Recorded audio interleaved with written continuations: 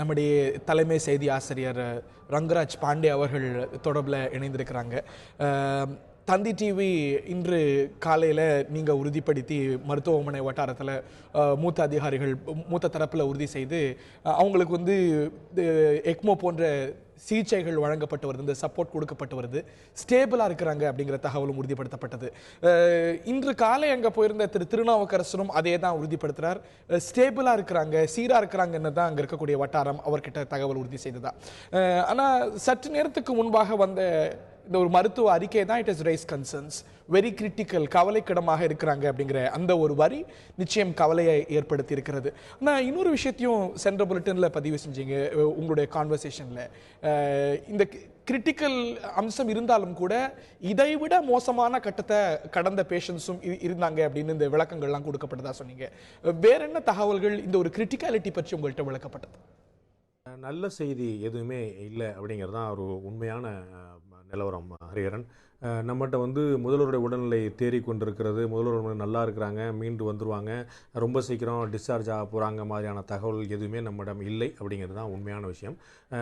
Apollo மருத்துவமனை அதிகாரப்பூர்வமான அறிக்கையில் குறிப்பிட்டிருப்பது போல் முதலமைச்சருடைய உடல்நிலை தொடர்ந்து கவலைக்கிடமாக இருக்குது அப்படிங்கிறது தான் நமக்கு கிடைச்சிடக்கூடிய தகவல். அதுதான் மருத்துவமனை வட்டாரங்கள், கட்சி வட்டாரங்கள், அரசு வட்டாரங்கள் எல்லாமே மூன்று கட்டத்திலையுமே உறுதிப்படுத்தக்கூடிய தகவல் வந்து முதலமைச்சருடைய உடல்நிலை கிரிட்டிக்கலாக இருக்குங்கிறது தான். இப்போ எய்ம்ஸ் டாக்டர்கள் வந்து எதுவும் சிகிச்சை அளிக்க போகிறது இல்லை. அவர்கள் வந்து முதலமைச்சரோட உடல்நிலையை பார்த்து அவர்களுக்கு அளிக்கப்படக்கூடிய அவர் தமிழக முதலமைச்சருக்கு அளிச்சிருக்கக்கூடிய அந்த எக்ஸ்ட்ரா கார்போரல் மெம்பரேன் ஆக்சிஜனேஷன் அப்படிங்கிற அந்த எக்மோ அப்படிங்கிற அந்த அந்த எக்ஸ்டர்னல் சப்போர்ட் வெளியிலிருந்து வரக்கூடிய அந்த ஆதரவு வந்து உடலுக்கு கொடுக்கக்கூடிய அந்த ஆதரவு வந்து இதயமும் நுரையீரலும் இயல்பாக இயங்க முடியாதனால அவர்கள் வந்து வெளியிலிருந்து இயங்க வைக்கிறக்கூடிய இந்த செயற்கை சுவாசம் மற்றும் செயற்கை இதய துடிப்பு இந்த இரண்டுமே வந்து உயிர் தொடர்ச்சிக்கான இந்த ஏற்பாடுகள் எந்த அளவுக்கு பலனளிக்க போகுது அப்படிங்கிறத பொறுத்திருந்து பார்க்க வேண்டியிருக்குது. அந்த பலன் வந்து அளிக்குமா அல்லது அது வந்து இந்த செயற்கை முறையில் இந்த எக்மோ வந்து அகற்றினோம்னா முதலமைச்சருடைய உடல்நிலை என்னவாகும், வேறு ஏதேனும் மாற்று வழிகள் இருக்கிறதா அப்படிங்கிறத பார்க்குறக்காகத்தான்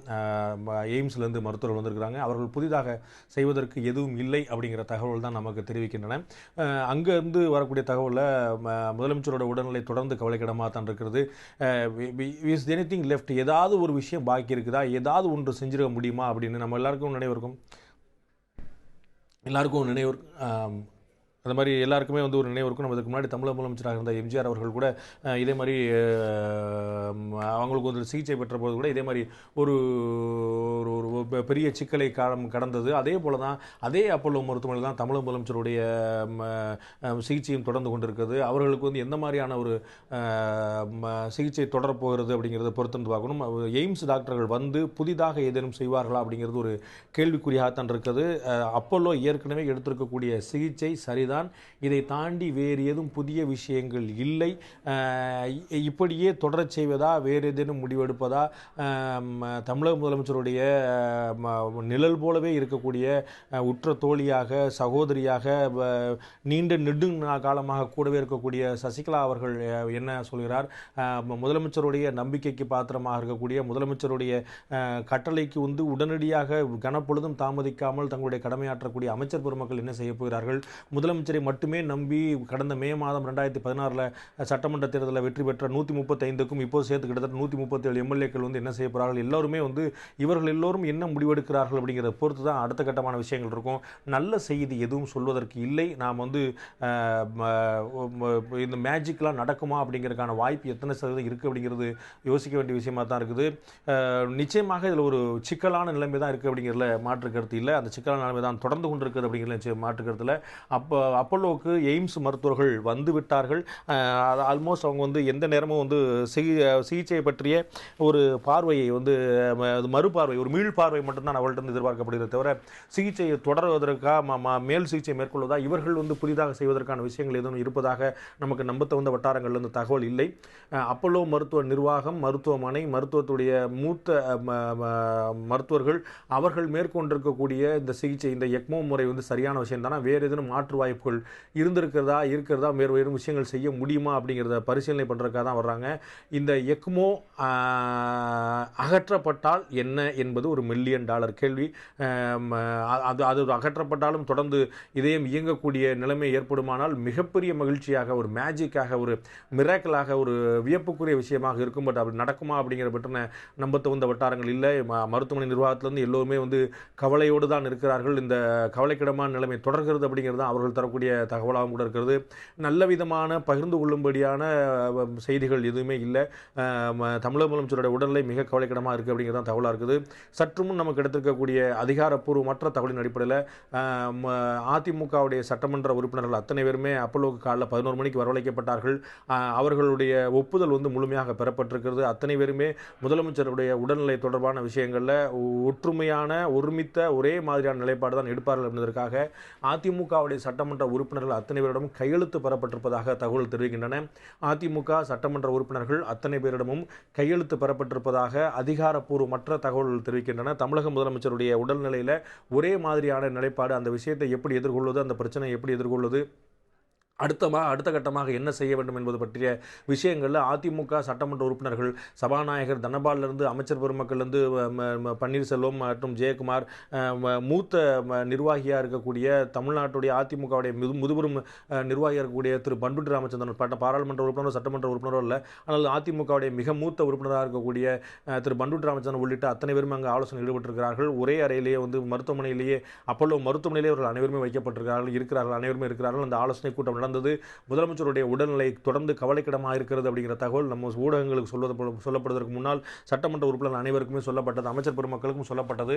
அதன் அடிப்படையில் அத்தனை உறுப்பினர்களும் இருக்கக்கூடிய 136 சட்டமன்ற உறுப்பினர்களும் ஒரே மாதிரியான நிலைப்பாடு, குழப்பத்துக்கு ஆட்படாமல் தமிழக முதலமைச்சருடைய உடல்நிலையை பற்றிய பிரச்சனையை எப்படி எதிர்கொள்வது என்பதில் எல்லோரும் ஒருமித்த குரலில் தான், ஒரே குரலாகத்தான் இருக்கிறார்கள் என்பதற்காக, அதை உறுதிப்படுத்துவதற்காக, சட்ட ரீதியாக அதை உறுதிப்படுத்துவதற்காக அத்தனை சட்டமன்ற உறுப்பினர்களும் கையெழுத்து பெறப்பட்டிருப்பதாக அதிகாரப்பூர்வமற்ற தகவல்கள் தெரிவிக்கின்றன.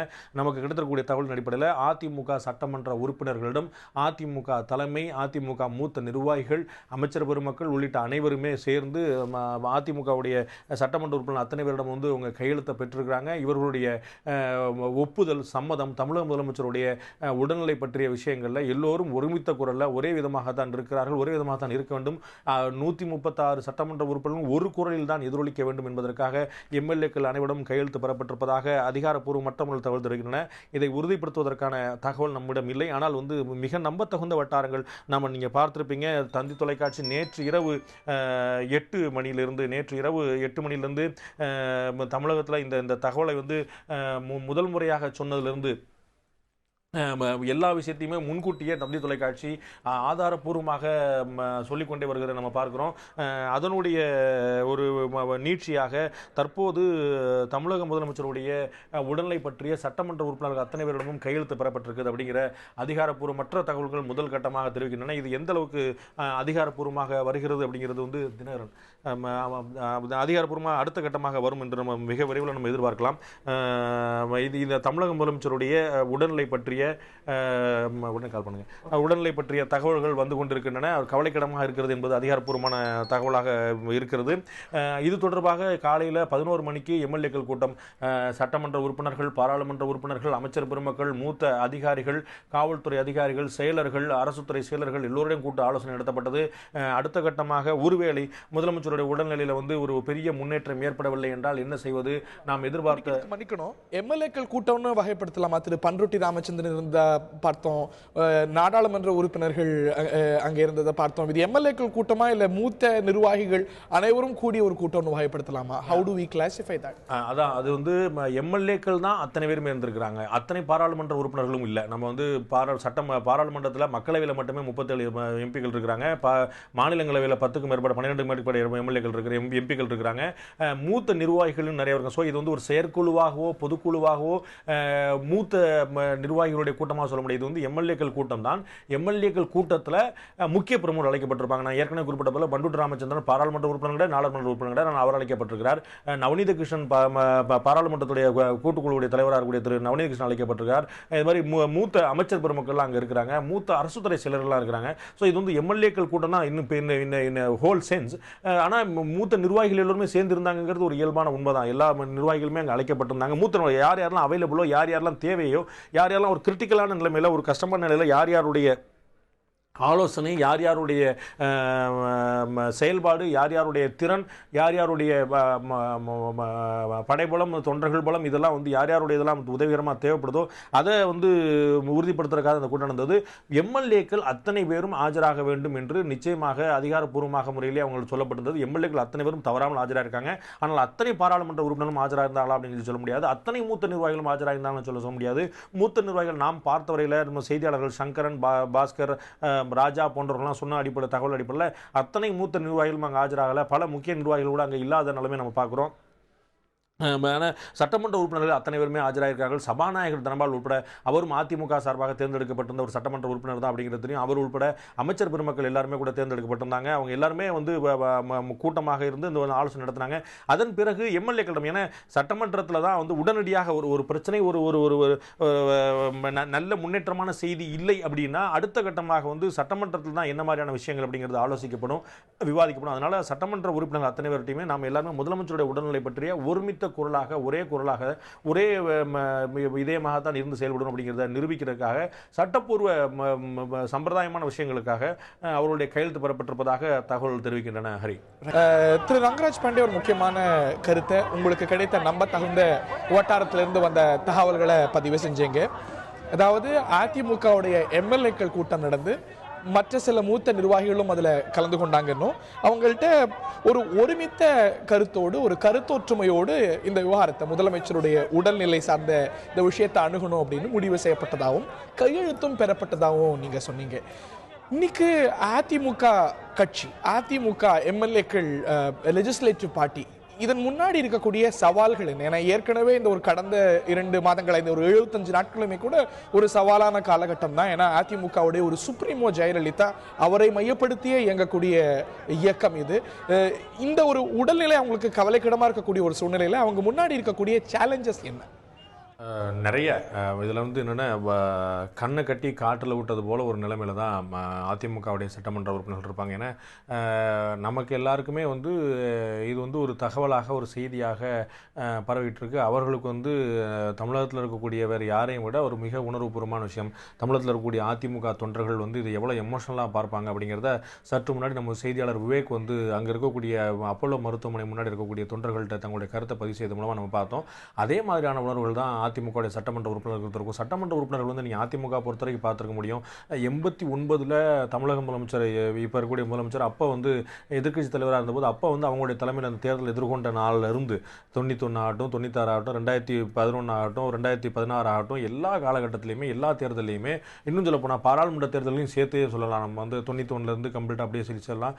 இந்த எல்லா தேர்தலையுமே வந்து அதிகமான புதுமுகங்களுக்கு வாய்ப்பளித்த ஒரு கட்சியாக, வாய்ப்புகள் நிறைந்த ஒரு கட்சியாக, வாய்ப்புகளின் கட்சியாக அதிமுக இருந்தது. ஸோ நிறைய புதுமுகங்கள், இதற்கு முன்னாடி அரசியலில் பெரிய ஆழமான அனுபவம் இல்லாதவர்கள், ஏழைகள், பலதரப்பட்ட குடும்பத்தைச் சேர்ந்தவர்கள், வழக்கறிஞர்கள், மருத்துவர்கள், வேறு தொழில பொறியியலாளர்கள், பல தொழிலில் இருந்தவங்க, படித்தவங்க, படிக்காதவங்க, இது மாதிரியான எல்லா தரப்புகளுக்கும் வாய்ப்பு கொடுக்கும்போது ஒரு தொண்டர்கள் எல்லோருமே எமோஷனலாக கனெக்ட் எப்பயுமே ஆயிருப்பாங்க. அவங்களுக்கு என்னென்ன, முதலமைச்சராகவே திரு பன்னீர்செல்வம் இருந்தார், இப்போ முதலமைச்சருடைய துறைகளெல்லாம் இப்போ வந்து வகிக்கிறார், மூத்த அமைச்சர் பெருமக்கள் இருக்கிறாங்க, மூத்த கட்சியினர் இருக்கிறாங்க. யார் இருந்தாலுமே தொண்டர்களுக்கு வந்து நேரடியான கனெக்ட் வந்து தமிழக முதலமைச்சராக இருந்த திரு எம்ஜிஆரை போலவே நேரடியாக வந்து இந்த தொண்டர்களோட அந்த கனெக்ட் வந்து இன்னமும் வந்து தமிழக முதலமைச்சருக்கு இருக்குது.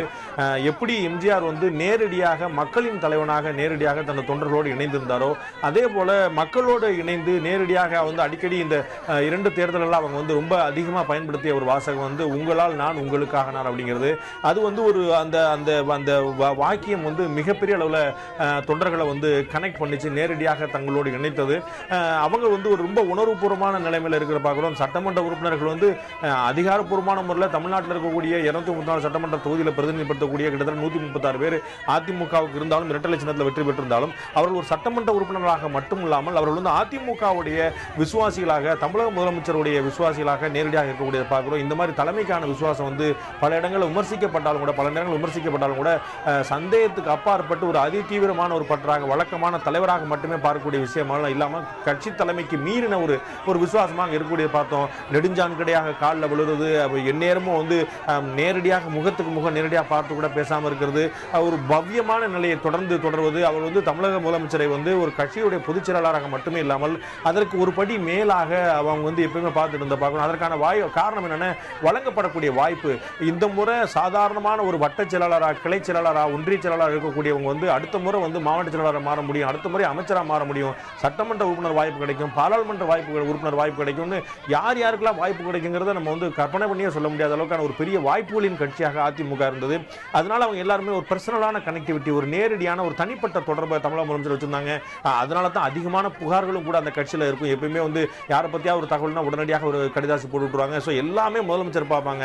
எவ்வளவு பெரிய தப்பு நடந்தாலும் தொண்டர்களுடைய, சட்டமன்ற உறுப்பினருடைய, பாராளுமன்ற உறுப்பினருடைய பார்வை என்னவா இருந்துச்சுன்னா, இந்த விஷயம் மட்டும் முதல்வருக்கு தெரிஞ்சா அவங்க கடும் நடவடிக்கை எடுப்பாங்க. ஸோ முதல்வருக்கு தெரிஞ்சா இந்த விஷயங்கள் நடக்காது, முதல்வர் வந்து தெரிஞ்சா கடுமையான நடவடிக்கை எடுப்பாங்க, இந்த பிள்ளைகள், இந்த விமர்சனங்கள்லாம் வராத அளவுக்கு முதலமைச்சரால் செயல்பட முடியும் அப்படின்னு ஒரு மிகப்பெரிய நம்பிக்கை, ஒரு அபரிமிதமான வழக்கத்துக்கு மாறான, இயல்புக்கு மாறான ஒரு நம்பிக்கை வந்து வச்சிருந்தாங்க. ஸோ அந்த சட்டமன்ற உறுப்பினர்கள்லாம் வந்து ஒரு இப்போ கையெழுத்து பெறப்படுது, எல்லாரும் ஒற்றுமையாக இருக்கணும், எல்லாரும் ஒன்றா இருக்கணும், எல்லாம் அமைதியாக இருக்கணும், தொண்டர்கள் யாரேனும் உணர்ச்சிப்பட்டால் அதை வந்து முழுமையான கட்டுக்குள்ளே கொண்டு வச்சிருக்கணும், எந்த விதமான அசம்பாவித சம்பவங்களுக்கோ விரும்பத்தகாத சம்பவங்களுக்கோ இடம் கொடுக்கக்கூடாது, முழுமையான அளவில் வந்து என்ன எதிர்பார்க்கப்பட்டிருக்கோ, என்ன வந்து சொல்லப்பட்டிருக்கோ அதுக்கேற்ற மாதிரி அங்கே செயல்படணும். இது வந்து எல்லாமே அவர்கள் வைத்திருக்கக்கூடிய நம்பிக்கையாக இருக்குது. இதுதான் அவர்களுக்கெல்லாம் சொல்லப்பட்டிருக்கு. இந்த விஷயங்கள் சொல்லப்படணும் அப்படின்ட்டு தான் அவங்க வந்து எதிர்பார்க்குறாங்க. இது அடுத்த கட்டத்துக்கு நகரணும் அப்படிங்கும்போது அவர்கள் வந்து நிச்சயமாக ஒரு உணர்வுகள், உணர்ச்சி மயமான நிலைமையில தான் அவங்க இருப்பாங்க அப்படிங்கிற நம்ம புரிஞ்சுக்க முடியும்.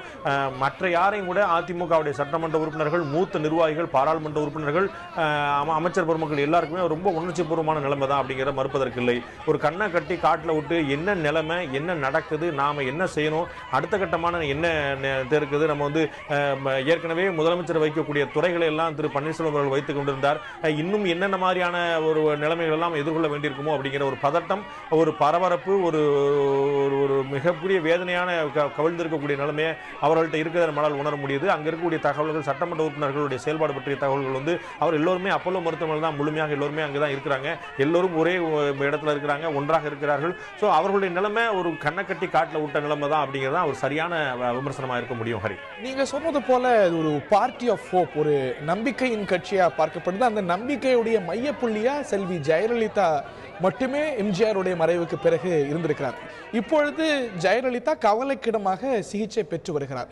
இதை எப்படி அணுகுவது அப்படின்னு ஒரு முடிவு எடுக்கும் போது நம்ம எல்லாரும் ஒருங்கிணைந்து செயல்படணும் அப்படின்னு இன்னைக்கு எம்எல்ஏக்கள் கூட்டத்தில் முடிவு எடுக்கப்பட்டிருக்கிறதா சொல்றீங்க. இந்த ஒருங்கிணைப்பை இன்னைக்கு ஜெயலலிதா சிகிச்சை பெற்று வரக்கூடிய நிலையில இன்று செய்திருப்பது யாராக இருக்கும்? அது எப்படி இந்த ஒருங்கிணைப்பு யாரால் முன்னெடுக்கப்பட்டிருக்கக்கூடிய முன்னெடுப்பா நம்ம பார்க்க? திரு பன்னீர்செல்வமா, இல்ல செல்வி ஜெயலலிதாவுடைய உற்ற தோழியான திருமதி வி.கே. சசிகலாவா, எப்படி நம்ம பார்க்க இந்த ஒருங்கிணைப்பு இப்போ எட்டியிருக்கக்கூடிய நடவடிக்கையை ஒருங்கிணைத்திருப்பது யாராக இருக்கும்? இதுல அதிகாரப்பூர்வமான தகவல்கள் இன்னும் அதுல வெளியில வந்து சேரல. ஆனா நமக்கு நம்ப தகுந்த வட்டாரங்கள் இதற்கு முன்னாடி நமக்கு நம்ம ஏற்கனவே சொன்னது போல கடந்த 12 மணி நேரத்துக்கு மேலாக நான் ஸ்டாப்பாக இடைவெளி இல்லாமல் நம்ம வந்து நேரடியில் வழங்கிட்டு இருக்கக்கூடிய பல தகவல்களை முதல்ல நம்ம தான் அந்த தகவலை சொல்லிட்டு இருக்கோம். அந்த தகவல் அடிப்படையில் வந்து சட்டமன்ற உறுப்பினர்களுடைய கூட்டத்தை வந்து அதிமுக தலைமை நம்ம வந்து பார்த்துருப்பீங்க. தமிழக முதலமைச்சர் வந்து மருத்துவமனை அனுமதிக்கப்பட்ட நாளில் இருந்தே தலைமைச் செயலர் திரு பன்னீர்செல்வம், திரு எடப்பாடி பழனிசாமி இவங்களெல்லாம் கூட்டு கவர்னர் ஆளுநர்கள் ஆலோசனை நடத்தினார் முதல் கட்டமாகவே. அதற்கு பிறகு கூட வந்து அடுத்தடுத்த கட்டமாக ஆலோசனை நடக்கும். ஸோ வந்து இந்த புரோட்டோகால் அப்படிங்கிறது எப்பயுமே இயல்பாக இருக்கிறது. ஸோ முதலமைச்சர் வந்து ஆக்டிவாக அவர்கள் உத்தரவுக்காகத்தான் காத்திருக்க வேண்டும்ங்கிறது இல்லை. அவர் உடல்நிலை இல்லாமல் இருக்கும்போது, சுகவீனமாக இருக்கும்போது அடுத்தடுத்த கட்டம் என்ன இருக்கிற பார்க்குறோம். கிட்டத்தட்ட 72 இந்த வருஷத்துக்கு 73 நாட்களாக செப்டம்பர் 22ஆம் தேதியிலிருந்து தமிழக முதலமைச்சர் மருத்துவமனையில் தான் இருக்கிறார். இதில் பல நாட்கள், இந்த 72 நாட்களில் கிட்டத்தட்ட ஒரு 45 நாட்களுக்கு மேலாக அவர் முழுமையான முடிவு முடிவெடுக்கக்கூடிய நிலைமை இல்லாமல் தான் இருந்தது. 45 நாளைக்கு மேலே, அந்த 73 நாள் 45 நாளைக்கு மேலே முதலமைச்சர் சுயமாக முடிவெடுக்க முடியாத, முடிவை அறிவிக்க முடியாத, முடிவை வெளிப்படுத்த முடியாத இருந்தாங்க. தொடர் சிகிச்சை அவங்களுக்கு அளிக்கப்பட்டிருந்தது. ஸோ அந்த 50 நாட்களும் இந்த கட்சி எப்படி இயங்கியதோ, இந்த ஆட்சி எப்படி இயங்கியதோ அப்படிதான் போல தான் இருக்கும். முதலமைச்சருடைய துறைகள் சில விஷயங்கள் நான் பார்க்குறோம். ஜிஎஸ்டிக்கான கூட்டம் நடந்து கொண்டிருக்கிறது, அத்தனை துணைவேந்தர்கள் நியமனத்துக்கான விஷயம் நடந்துட்டு இருக்குது, இன்னும் சொல்லலாம் காவிரி வழக்குக்கான விஷயங்கள் நடந்துட்டு இருக்கு, ஜல்லிக்கட்டுக்கான விசாரணை நடந்துட்டு இருக்கு, பாராளுமன்றத்தில் அதிமுக செயல்பட்டு இருக்காங்க, சட்டமன்றத்தில் என்ன மாதிரி குழுக்கள் அமைக்கணுங்கிறத திமுக உள்ளிட்ட எதிர்க்கட்சிகளுடைய செயல்பாடுகளை வந்து எதிர்கொண்டுட்டு இருக்காங்க. திரு பன்னீர்செல்வத்தை மனு கொடுத்தாங்க, திரு எடப்பாடி பழனிசாமி அவர்கள் கூட இருந்தாங்க. இது மாதிரி ஆக்டிவா இயங்கக்கூடிய அரசாங்கத்துடைய பணியும் கட்சியுடைய பணியும் மற்ற அத்தனை விஷயங்களும் இயல்பாக நடந்து கொண்டே தான் இருக்கு. எங்கேயுமே ஒரு தொய்வு இல்லை. அஃப்கோர்ஸ் ஜெயலலிதாவுடைய இடத்தை வந்து உடனடியாக நிரப்பக்கூடிய அளவுக்கு அங்கே யாரும் பெரிய தலைவர்கள் கிடையாதுங்கிற மாற்றமில்லை. அவங்க வந்து ஒரு கரிஷ்மா கொண்ட, ஒரு சால்டாரிட்டி கொண்ட, ஒரு ஸ்ட்ராங்கான பொலிட்டிக்கல் வில் பவர் கொண்ட ஒரு லீடர். திமுக தலைவர் உட்பட நீண்ட நெடிய தமிழ்நாட்டில் இருக்கக்கூடிய அரசியல் தலைவர்களில் மிக மூத்த தலைவர் திரு திமுக கருணாநிதி அவர்கள் குறிப்பிட்டது போல பல சமயம் குறிப்பிட்டிருக்காங்க. அவங்களுடைய வில் பவர், அவங்க கனிமொழி அவங்க குறிப்பிட்டிருக்காங்க. பல தலைவர்கள் சொன்னக்கூடிய விஷயம் தமிழக முதலமைச்சருடைய வில் பவர், அந்த மன உறுதி என்பது வியக்கத்தக்க வகையிலானது. அந்த மாதிரியான ஒரு இடத்தை வந்து இன்னொருத்தவங்க வேறு சிலர் நிரப்ப முடியுமாங்கிற சொல்ல முடியாது. ஸோ அவர்கள் சிகிச்சையில் இருக்கும்போது அந்த இடத்துல நடக்கக்கூடிய விஷயங்கள் வந்து இயல்பாக நடக்கும். சசிகலா அவர்களுடைய அனுமதி நிச்சயமாக பெறப்பட்டிருக்கும். அவங்க வந்து கட்சியில் வந்து முக்கியமான முன்னணி பொறுப்பில் அவங்க இல்லாட்டாலும் கூட, செயற்குழு மட்டும்தான் அவங்க இருக்கிறாங்கன்னா கூட, அவர்களுடைய அனுமதி, அவங்க எவ்வளோ இன்ஃப்ளூயன்ஸாக இருக்கிறாங்கிறது எல்லாருக்குமே தெரியும். அவர்கள் வந்து சசிகலா அவர்கள் வந்து தமிழ்நாட்டில் இருக்கக்கூடிய அதிமுகவினர் அத்தனை பேராலும் ஏற்றுக்கொள்ளப்பட்டவர்களாக தான் இருக்கிறார். எவ்வளவு விமர்சனங்கள் வந்தாலும், இதற்கு முன்னாடி பல விஷயங்கள் நடந்தாலும், பல விமர்சனங்கள் இருந்தாலும், நிறைய விரிசல்கள் கருத்துக்கள் எல்லாம் சொல்லப்பட்டாலும் கூட, அவர் தமிழக முதலமைச்சருடைய முழுமையான நம்பிக்கை, மருத்துவமனையில் அனுமதிக்கப்பட்ட நாளிலிருந்து இன்றைய தேதி, நாளை தமிழக முதலமைச்சர் ஒரு தெளிவான ஒரு மனநிலையோடு வெளியே வருவாரேயானால், தெளிவான உடல்நிலையோடு உடல்நலம் பெற்று வருவாரேயானால், அப்போதும் கூட அவருடைய நம்பிக்கைக்கு பாத்திரமானவராக சசிகலா அவர்கள் தான் இருப்பார்கள். மாற்றுக்கருத்தில் அத்தனை விமர்சனங்களையும் தாண்டி சசிகலா அவர்கள் மீது அவர் வைத்திருந்த நம்பிக்கை, தமிழக முதலமைச்சர் இருந்த அசைக்க முடியாத நம்பிக்கை, சாதாரணமாக மற்றவர்களுக்கும் சாத்தியமில்லாத ஒரு நம்பிக்கைன்னு சொல்லலாம். அந்த அளவுக்கு வந்து தன்னுடைய தோழியாக, தன்னுடைய சகோதரியாக, தன்னுடைய நிழலாக, தன்னுடைய எல்லாமாக சசிகலா வச்சிருந்தாங்க. ஸோ அவருடைய கருத்து கேட்கப்பட்டிருக்கும் எம்எல்ஏக்களுடைய கூட்டத்தை கூட்டுவது பற்றி. அதே போல மூத்த நிர்வாகி எம்ஜிஆருடைய காலத்திலேயே அவருடைய நம்பிக்கை பெற்றவராக இருந்த திரு பண்டுட்டி ராமச்சந்திரன் அங்கே இருக்கிறார். அவருடைய ஆலோசனைகள் பெறப்பட்டிருக்கும். திரு ஓ பன்னீர்செல்வம் தமிழக முதலமைச்சருடைய துறைகளை எல்லாம் கூடுதலாக நிர்வகித்துக் கொண்டிருக்கிறார். அவர் ஏற்கனவே வந்து 2 முறை தமிழக முதலமைச்சருக்கு சிக்கல் நேர்ந்தபோது, சட்ட சிக்கல் நேர்ந்தபோது 2 முறையும் முதலமைச்சருடைய பதவியை வகித்து திரும்ப முதலமைச்சர் தமிழக முதலமைச்சரை குறிப்பிட்டது போல இந்த மாதிரியான ஒரு விசுவாசம் மிக்க ஒரு வரலாறு உலக அரசியல் எங்கேயா நடந்திருக்கான்னு நான் பார்த்திருக்கேன். இது முன்னாடி வரலாற்றில் நடந்ததில்ல. ஒரு ஆட்சியை தான் பெற்று திரும்ப அந்த ஆட்சியை அப்படியே சிந்தாமல் சிதறாமல், ஒரு சின்ன சடங்கு, ஒரு சிக்கல் கூட இல்லாமல் ஒப்படைக்கப்பட்ட வரலாறு எங்கேயுமே நானே பார்த்ததில்லை என்று தமிழக முதலமைச்சர் ஜெயலலிதா அவர்களே திரு பன்னீர்செல்வம் ஒரு குறிப்பிட்டார். 1 முறை இல்லை 2 முறை தன்னுடைய முதலமைச்சருக்கான வாய்ப்பு தனக்கு கிடைத்த போது கூட கொஞ்சம் கூட சலனமில்லாமல் அதே அடக்கத்தோடு, அதே பணிவோடு மீண்டும் அந்த ஆட்சியை, முதலமைச்சருக்கு சொந்தமான அந்த ஆட்சியை, முதல்வர் தனக்கு வழங்கிய அந்த ஆட்சியை முழுமையாக திரும்ப முதலமைச்சருக்கே கொடுத்தார். அந்த மாதிரி விசுவாசமிக்க தலைவர்கள், பிரமுகர்கள் தான் அந்த கட்சியில் நிறைய பேர் இருக்கிறாங்க. ஸோ அவர் திரு ஓ பன்னீர்செல்வம், திரு பண்டுட்டி ராமச்சந்திரன், திருமதி சசிகலா, இவர்கள் எல்லோருடைய ஆலோசனை பேர் ஒரு கலந்த ஆலோசனைக்கு பிறகு ஒரு நபருடைய முடிவாக இல்லாமல் இப்போ என்ன செஞ்சால் சரியா இருக்கும், என்ன மாதிரியான முடிவெடுத்தால் சரியா இருக்கும், அடுத்த குழப்பம் நேர்ந்தால் நம்ம எப்படி எதிர்கொள்றது, சட்டம் ஒழுங்கு பிரச்சனை, அதுபோக நம்ம துறை செயலெல்லாம் பார்த்துருக்கோம். நம்ம வந்து தலைமைச் செயலர் வந்து தமிழக முதலமைச்சருடைய முழுமையான அன்பை பெற்றவர், அவர்கிட்ட வந்து தனிச் செயலாக இருந்தவர். ஸோ அவங்களுடைய ஆலோசனை கூட பெறப்பட்டிருக்கும். எந்த மாதிரியான விஷயங்கள் அடுத்த கட்டமாக நகர்த்துறது அப்படின்னா, இந்த சட்டமன்ற உறுப்பினர்கள்ட்ட கையெழுத்து பெறுவது உள்பட எல்லாமே விஷயங்களுமே அந்த சில லீகல் ஃபார்மாலிட்டிக்காக தான், சில சட்டப்பூர்வமான விஷயங்கள் வந்து ஒருவேளை வேறு ஏதேனும் வந்து ஒரு சிக்கல் ஏற்பட்டால் அதை எப்படி எதிர்கொள்றது அப்படிங்கிறதுக்கான விஷயமா தான் பார்க்க முடியும். ஸோ இந்த விஷயங்களில் லீகல் எக்ஸ்பர்ட்ஸு, இந்த மாதிரியான மூத்த செயலர்கள், மூத்த அதிகாரிகள், நிதித்துறை செயலர் சண்முகம் வந்திருந்ததை பார்த்தோம், தலைமைச் செயலர் வந்திருந்ததை பார்த்தோம், டிஜிபி உள்ளிட்டவர்கள் தொடர் ஆலோசனை ஈடுபட்டு பார்த்தோம். ஸோ இவர் எல்லாருடைய குமுலேட்டிவான ஒரு கருத்துக்கள் தான் நாங்கள் பெறப்பட்டிருக்கோம். அதன் அடிப்படையில் தான் அந்த கூட்டம்லாம் நடந்திருக்கும். அங்கே எல்லாருமே சேர்ந்து தான் பேசியும் தகவல் சொல்லியிருப்பாங்க. சசிகலா அவர்கள் முன்னின்று அந்த கூட்டத்தை நடத்தியிருப்பாரா என்றால் இல்லை அப்படின்னு சொல்லலாம். அதற்கான வாய்ப்புகள் என்ன, சசிகலா நாம கேள்விப்பட்ட போது நேற்று மாலை தமிழக முதலமைச்சருக்கு இந்த கார்டியாக் அரெஸ்ட் மாரடைப்பு ஏற்பட்ட பிறகு சசிகலா அவர்கள் கொலாப்ஸ் ஆகிட்டாங்க. ரொம்ப பெரிய அளவில் அவங்க வந்து மன ரீதியாக வந்து மிகப்பெரிய பாதிக்கப்பட்டிருக்காங்க. இருக்காங்க. அவங்கள்ட்ட யாருமே பேச முடியல, அவங்கள யாருமே அணுக முடியல. முதலமைச்சருக்கு ஏற்பட்டக்கூடிய நிலைமை கார்டியாக் அரெஸ்ட், அதோடைய சீரியஸ்னஸ், அதோடைய இன்னைக்கு இருக்க நம்ம சொல்லக்கூடிய இந்த தொடர்ந்து கவலைக்கிடமா இருக்கக்கூடிய அவருடைய உடல்நிலை, இது வந்து எந்த அளவுக்கு சீரியஸ் நேச்சரா இருக்குங்கிறது அவர் கூடவே நிழலாக கிட்டத்தட்ட 20-25 ஆண்டுகளுக்கு மேலாக வந்து அவர் கூடவே இருந்த சசிகலாவுக்கு எந்த அளவுக்கு ஒரு மிகப்பெரிய மன அழுத்தத்தை, மிகப்பெரிய பாதிப்பை, மிகப்பெரிய வேதனை ஏற்படுத்தியிருக்குங்கிறத நம்மளால் உணர முடியுது. ஸோ அவங்கள வந்து அங்கே இருக்கக்கூடிய அப்போலோ மருத்துவமனையில் இருக்கக்கூடிய மிக மிக முக்கியமான நம்மகிட்ட பேசின மிக மிக முக்கியமான நபர்கள் வந்து சசிகலா அவர்கள்ட்ட கலந்து ஆலோசனை பண்ணி அடுத்த கட்டமாக என்ன நகர்றதுன்னு சொல்லாமே நம்ம பேசிக்கிட்டு இருந்தபோது அவர்களை அணுகுவதே ரொம்ப மனதுக்கு கடினமான விஷயமா இருக்கிறது. அவங்க வந்து அவ்வளோ பெரிய வேதனையில் இருக்கிறாங்க, அவங்களை எப்படி ஆற்றுப்படுத்துறதுனே தெரியலன்னு சொல்லி சொன்னாங்க. ஸோ இது எல்லோருமே சேர்ந்து எடுக்கப்பட்ட ஒரு முடிவாக தான் இருக்கும். இந்த சட்டமன்ற உறுப்பினருடைய கூட்டம் அடுத்தடுத்த நிகழ்வு எல்லாமே ஒரு கிமுலேட்டிவாக எல்லோரும் சேர்ந்து எடுக்கக்கூடிய முடிவாக தான் இருக்கும். ஹரிஹரன்.